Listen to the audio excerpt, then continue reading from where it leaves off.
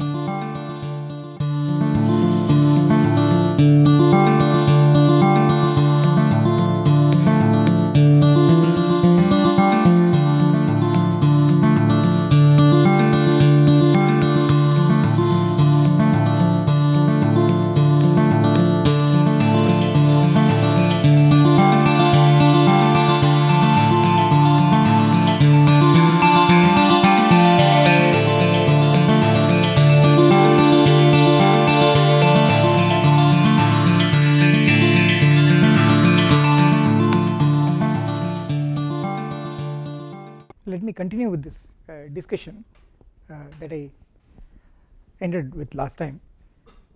What I wanted to say is that when you take the dimension of x to be R, okay, so you are taking x to be an irreducible closed subvariety, I mean irreducible closed subset of An and affine variety in An.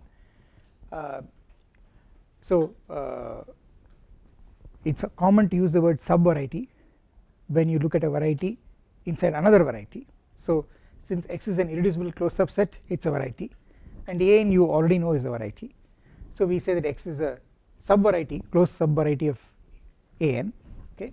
And the point is that if you start with if you take any chain strictly increasing or decreasing chain of irreducible closed subsets of x, and if you start with indexing it with 0 and go on up to m, and if you take the maximum supremum of all those m's, that's going to give you the dimension of x, okay. And what you must understand is, if that dimension of x is R, and here by dimension of x I mean the topological dimension of x, this is the topological dimension of x, okay, that's how the topological dimension is defined. If that is R, then you know that will correspond to a strictly increasing chain, that is it will start with 0 and it will go on up to R. So you know if dimension of x is R, we have a maximal chain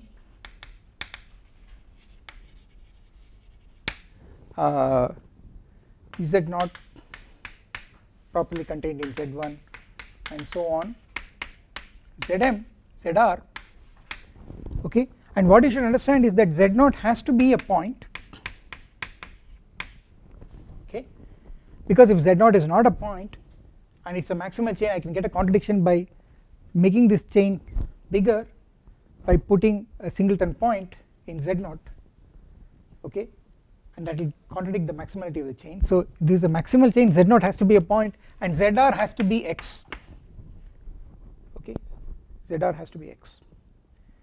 So again for the same reason, if Zr is not x, then I can add x here and I will get a bigger chain, okay.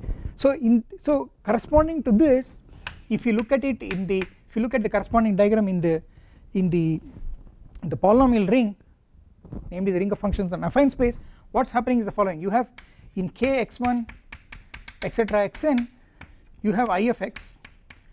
So this from x to this point of x, that translates to an increasing sequence I of Zr minus 1 properly contained in I of Zr minus 2 and so on, and it goes on up to I of Z0. This is how it goes on, and mind you, since Z0 is a point, I of Z0 is a maximal ideal because points correspond to maximal ideals, okay. and the smaller the irreducible closed subset, the larger the ideal, okay, and therefore this point should correspond to a maximal ideal. So this is a maximal ideal. In fact, this maximal ideal, you know, it is generated by x1 minus lambda 1, x2 minus lambda 2, and so on, where lambda I are the coordinates of this point. You know that already, okay. And then what is the height of Ix? If the height of Ix is going to be, you start with Ix and then you get a strictly decreasing chain of prime ideals, and look, and the height is supposed to be the one that gives you a chain of a maximal chain, okay. And so in fact what will happen is that this will be you know, p height of Ix properly containing p height of Ix minus 1 properly containing, and so on, and the smallest one will be 0, okay, because 0 is a prime ideal, so the smallest one has to be 0. And the fact is that since this is a maximal chain, okay, and this is also a maximal chain, you put these two together, that will be the maximal chain that you can get for the polynomial ring, and the whole thing will add up to the Krull dimension of the polynomial ring. So this whole thing will be this will be a maximal chain in k x1 etc xn, so has length n, which is the Krull dimension. The Krull dimension, you know, of a ring is the supremum of the heights of its prime ideals, okay. And of course the height of the prime ideal, because the height is being measured from the 0 prime ideal, the ring here is an integral domain, so 0 is a prime ideal, so you're measuring, you're starting from the prime ideal and you're going down all the way to 0. So if the ideal becomes bigger, the height becomes bigger, so you can imagine that the height is maximum for the maximal ideals, okay. So this is the maximal possible height, and that is the Krull dimension of this ring, and that is equal to n, okay. And therefore but you see, if this is R, this part is R, then this has to be n minus R. So this is why we say this is what essentially tells you is that this part is corresponds to the fact that dimension, topological dimension of X is R. This is the part that tells you that the height of Ix is n minus R, and this whole thing is n, and this n minus R with R adding up to n is what this formula says, where R is the ring of polynomials in n variables, and what is R mod p? P is of course the ideal of X here, and what is R mod p? R mod p is the ideal of is a ring of functions on X, okay. So what you must understand is that this height Ix, this part, this is also equal to the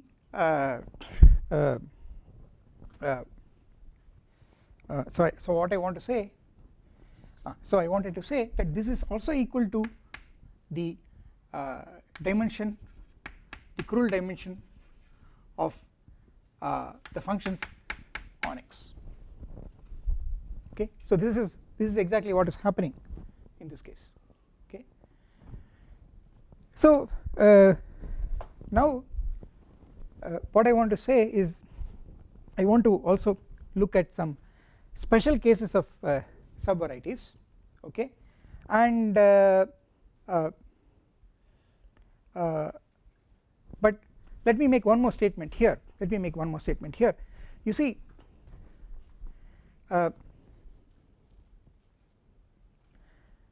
you know, Ax is what?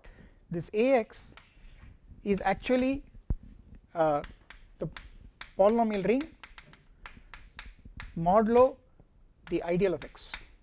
Okay, so if you give me, if for example if you take this maximal chain and you go mod if you go mod Ix, if you take the image of this whole chain in the quotient, okay, this is a maximal chain in the polynomial ring and this is a quotient of the polynomial ring. Okay, if you take the image of this chain there, you will get this will become 0, Ix will become 0 in when you quotient out by Ix, and this will still be a maximal ideal in the quotient, because you know, given a ring and its quotient, the maximal ideals in the quotient correspond to the maximal ideals in the original ring which contain the kernel. So this maximal ideal IZ0 in the quotient will also correspond to a maximal ideal, and you will get a, from that ideal you will go to 0. Okay, but what is that? That is precisely the height of a maximal ideal in the quotient ring, but that has to be the crude dimension of the quotient ring, and that's exactly n, that is exactly r, because this length is r. That's what is being reflected here, this equality. That's what I want you to understand. Okay, if you read this whole chain mod Ix in the quotient ring, this will become 0 and you will get from 0 to this maximal ideal, which is gotten by dividing each of these by Ix. That will give you a maximal chain in the quotient ring. So its length has to be the crude dimension of the quotient ring, and therefore this is also equal to r, because this length is r. Okay, so I want you to understand this. Okay, now so let me come back to what I was looking at. There are special subvarieties that we are interested in. In some sense, in algebraic geometry there are many theorems, there are many questions that are proved by just looking at the case when you are looking at the locus of a single equation, the locus defined by a single equation, namely you look at the zeros of a single equation. Okay, so and this is called the hypersurface case. So many theorems in algebraic geometry can be proved by first looking at what happens to hypersurfaces. So the point is that, you know, from the point of view of commutative algebra, why this is nice is because this corresponds to studying one equation at a time, because a hypersurface is supposed to be the locus given by a single equation. Alright, so that is the importance of studying hypersurfaces, right? So but I will give a different definition of a hypersurface. So what I will say is a hypersurface is let's give a definition which comes from dimension. Okay, so I will define a hypersurface to be an X like this whose dimension is 1 less than the dimension of the big space. Okay, that means it has codimension 1 in the big space. So codimension of a subspace in a bigger topological space is just the difference of the dimension of the bigger topological space minus and the dimension of the smaller topological space. So hypersurfaces, so X is called a hypersurface if X has codimension 1. So X is called a hypersurface if dimension of X is n minus 1. Okay, of course whenever I write dimension of X I mean topological dimension. Okay, so I am not going to keep writing the subscript TOP. You must always remember that whenever I say dimension of a topological space, it is always topological dimension. That is something that you should not forget. Okay, so and why the word hypersurface is because, you know, well if you are in one variable then there isn't much, because in the one variable case you are looking at A1 and the only closed subsets are finite subsets of points, you know that very well. So a hypersurface is just a if you want just a single point. Okay, that's all you will get. So it's not really anything very interesting. If you go to more than one variable, if you go to two variables, then you get a curve.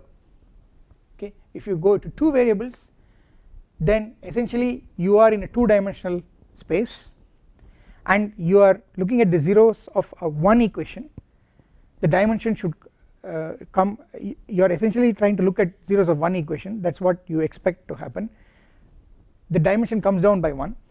So in a 2-dimensional space a hypersurface is a 1-dimensional closed irreducible closed subset, and of course a 1-dimensional object is always called a curve. So when n is equal to 2 you get a curve in 2 space, okay.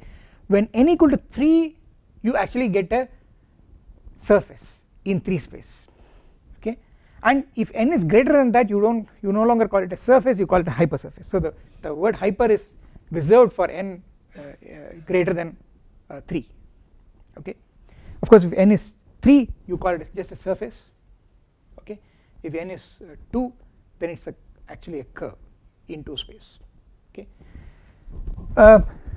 Now you see there are so again this is another very important thing in algebraic geometry. You can make a definition from on the geometric side, you can also make a definition on the commutative algebraic side, and then the natural question is, are these two definitions equivalent? So if I want to define a hypersurface as codimension 1 irreducible closed subset, then that is the definition on the geometric side. On the other hand, if you want to intuitively use the fact that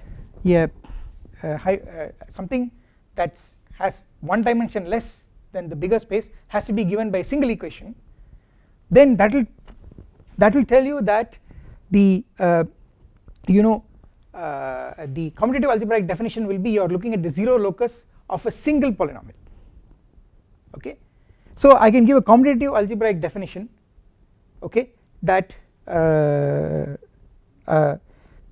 X is a hypersurface in the commutative algebraic sense if the ideal of X is generated by a single polynomial, okay. So you see now I have two definitions. So this is definition 1, then let me also put it like this: X is called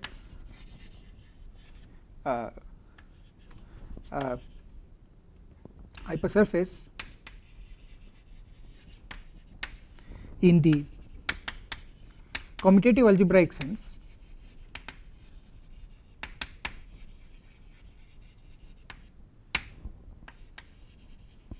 if ideal of X is generated by single polynomial f for f in the polynomial ring, okay. So these are two ways of defining what a hypersurface should be. This says hypersurface is given only by one equation. The fact that you are using one equation says that you are using only one polynomial, so it is commutative algebraic. And the topological or geometric idea of a hypersurface is that you are cutting, it is a dimension based definition, you are cutting by 1, okay.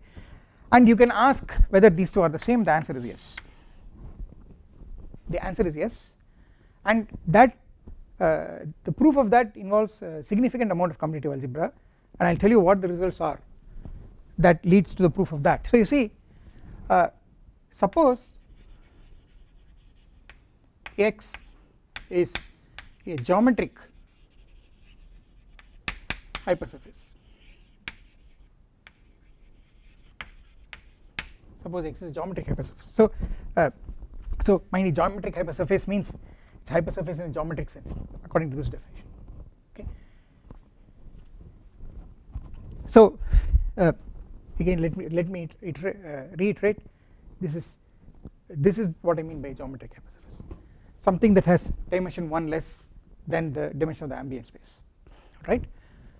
I would like to show that X is commutative algebraically also a hypersurface, namely that X is defined only by one equation. Why is that true?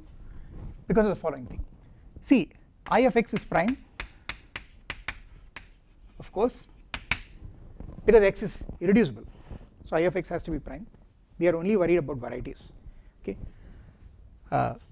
Then you also know that height, we have just now seen the height of I of X plus the dimension of X is n, right. The height of I of X plus the dimension of x is n, which is the dimension of the Krull dimension of the whole polynomial ring, which is the same as the dimension of the affine space.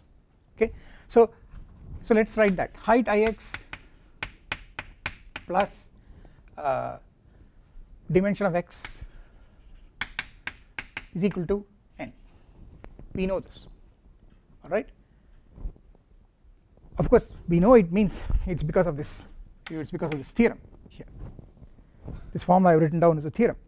If R is a finitely generated K algebra, namely a quotient of the polynomial ring in n variables over a field, and suppose its quotient by an ideal is a prime ideal, so that the quotient is actually an integral domain, then the Krull dimension of the quotient plus the height of the prime ideal by which you have gone modulo to get the quotient should add up to the Krull dimension of the ring. Okay, that's a theorem. Okay, so that's what is being used here. Now what is given is, since it's geometric hypersurface, dimension of x is n minus 1, so dimension of x is, topological dimension of x is n minus 1 will tell you that height of Ix is 1. Okay, now this is a theorem in commutative algebra. Okay, so theorem a Noetherian integral domain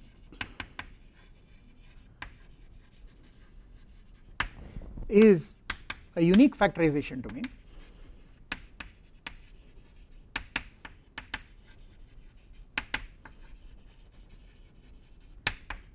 it is written UFD for short, or sometimes it is also written as factorial ring in some books. Okay, if and only if every prime ideal of height 1 is principal. Okay, this is a theorem from commutative algebra. Okay,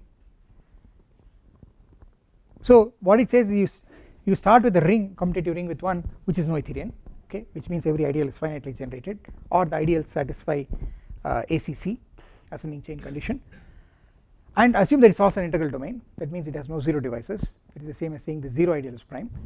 Then to conclude that it is a UFD, a unique factorization domain, okay, namely that there is a notion of irreducible elements, prime elements, and any element can be uniquely factored into a finite product of irreducible elements to certain finite powers, and this factorization is unique up to permutation of the factors and up to units. Okay, so an example of a unique factorization domain is of course the polynomial ring, because you know a polynomial can always be factored. Okay, so the condition that a Noetherian integral domain is a UFD is equivalent to every prime ideal of height 1 being principal. That means you take a prime ideal, if it has height 1, then it has to be generated only by a single element. Okay, this is the theorem. Now if you use this theorem, use the fact that this Ix is prime and it is a prime ideal in this polynomial ring. The polynomial ring is a UFD, and this is a prime ideal, it has height 1, so it is principal.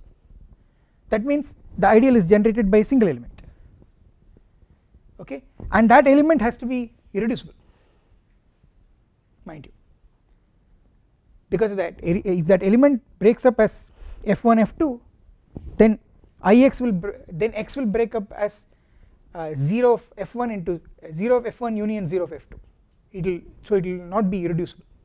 So the fact that x is irreducible, which is equivalent to the fact that Ix is prime, tells you that this f which generates Ix has to be an irreducible element. Okay, so put all this together, so this will tell you that Ifx is equal to f, where f is an irreducible polynomial. and of course non-constant.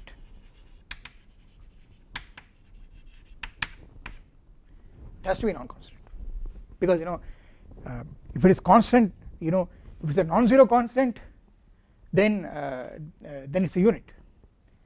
The ideal generated by that will be the whole ring, okay, it cannot, and the whole ring is not a prime ideal. And if it's the zero constant polynomial, then if you take the 0 prime ideal, its height is 0, because there is nothing smaller than that. So f has to be necessarily an irreducible polynomial, it has to be a non-constant polynomial. So what this tells you that x is commutative algebraically a hypersurface.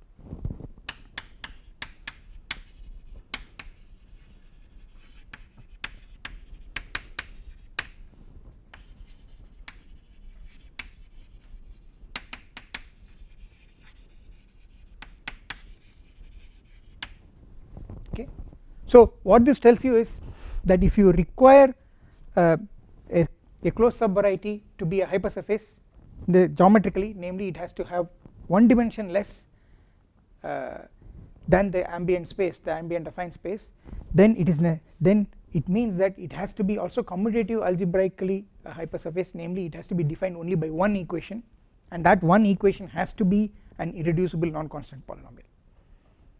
Okay, now we can go the other way also. The other way is probably a little easier.